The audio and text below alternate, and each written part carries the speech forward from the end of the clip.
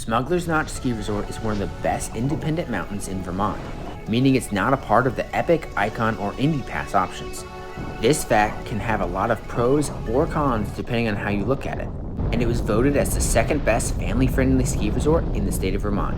Located just on the other side of Mount Mansfield, which is otherwise known mostly for being the home of Stowe Mountain, lies Smugglers Notch, a huge independent ski resort that gets tremendously less crowds than other well-known mountains in the area. I review all the mountains I visit on 5 key categories, scoring each category from 0 to 20. At the end of the video, I'll add up all the scores to give Smugglers Notch a total score out of 100 to help you decide if visiting this ski resort is worth your time and money.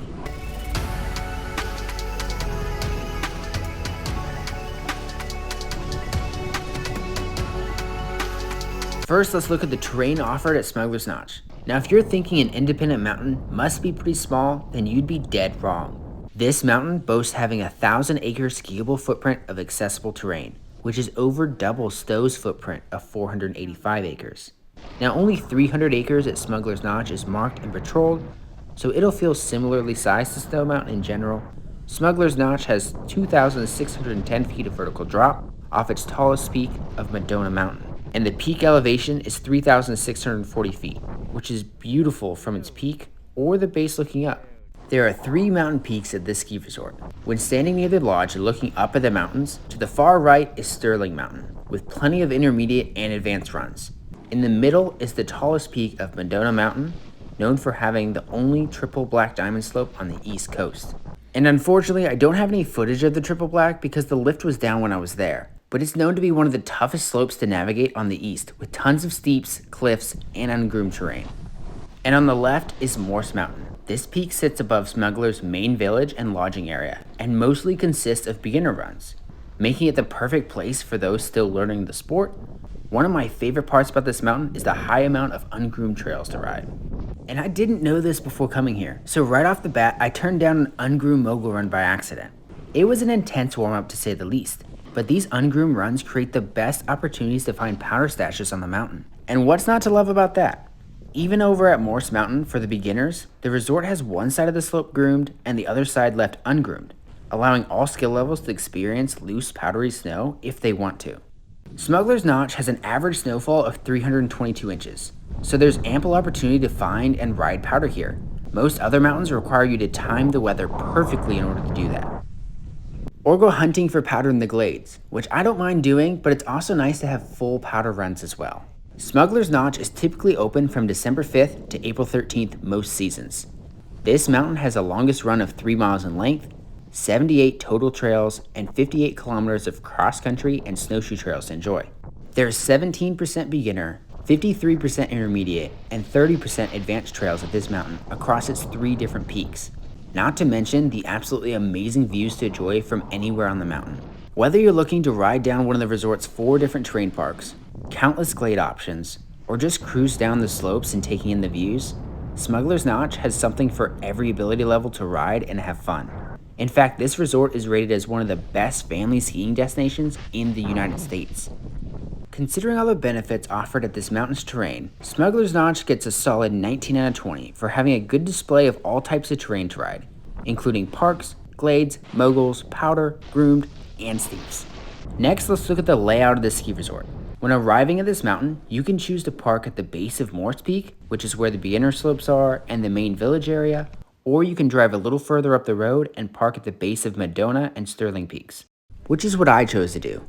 Surprisingly, there are 2 green trails that connect Morse and Madonna Peaks that allow skiers and snowboarders to access the entirety of 3 peaks without needing to drive or take a shuttle. This is a really great feature that makes Smugglers Notch feel really thought out. Now, these 2 trails can be decently flat, but I'll take some skating over driving around any day. So really, as long as these trails are open, you can park anywhere and be able to access any trail on the 3 peaks with a little bit of navigation. Also, when you're riding from Morse Peak over to Madonna, you'll get these amazing views of the mountains. There are 8 total lifts at this ski resort, providing 2 lifts at each mountain and 2 surface lifts in the beginner area, which really is an organized way to lay out the resort. But something to keep in mind is all the lifts at Smugglers are only double chairs, and none of them are high speed. So every time I got on a lift, I was battling the bitter cold wind that seemed to take forever ever. Also, another shocking part of the lifts here was some of the exits off the chairs were some of the steepest exit ramps I've ever been on, which isn't too big of a deal for intermediate or advanced riders, but might be intimidating for beginner skiers and snowboarders. Honestly, if the resort just invested in some updated chairlifts, I wouldn't have much to complain about. And outdated lifts might be the reason why the lift going up to Madona's Peak wasn't open when I visited. So Smugglers Mountain layout gets a 15 out of 20 because although it flows really well, the lifts are really outdated.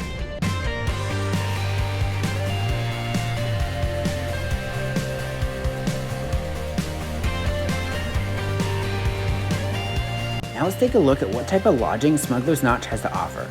At first I didn't notice very much lodging at this resort because I started my day off at Sterling Peak. But as I explored around the ski resort, I discovered the majority of this ski resort's lodging was located at the base of Morse Peak, which works out great because that's also where the beginner slopes are too.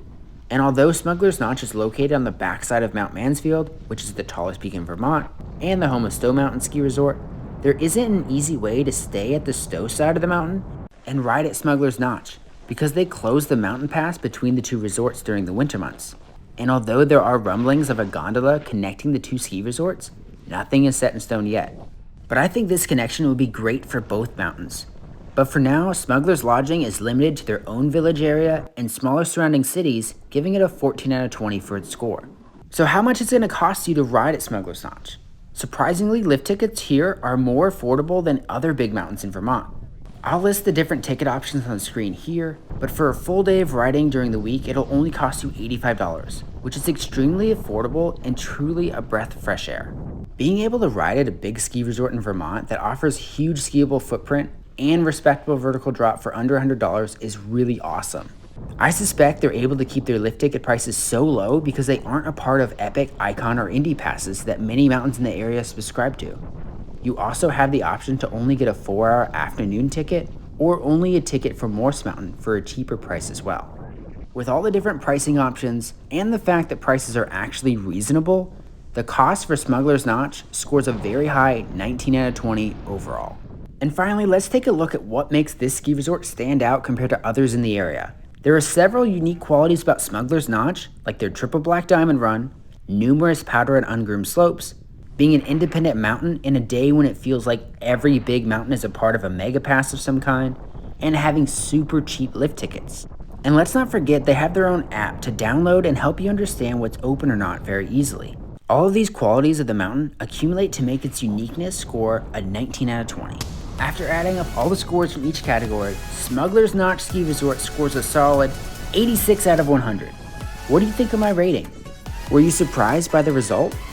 Have you had any fun experiences at Smugglers Notch? Let me know in the comments. And if you're interested in how other big mountains in Vermont scored, then be sure to check out this review of Sugarbush Mountain.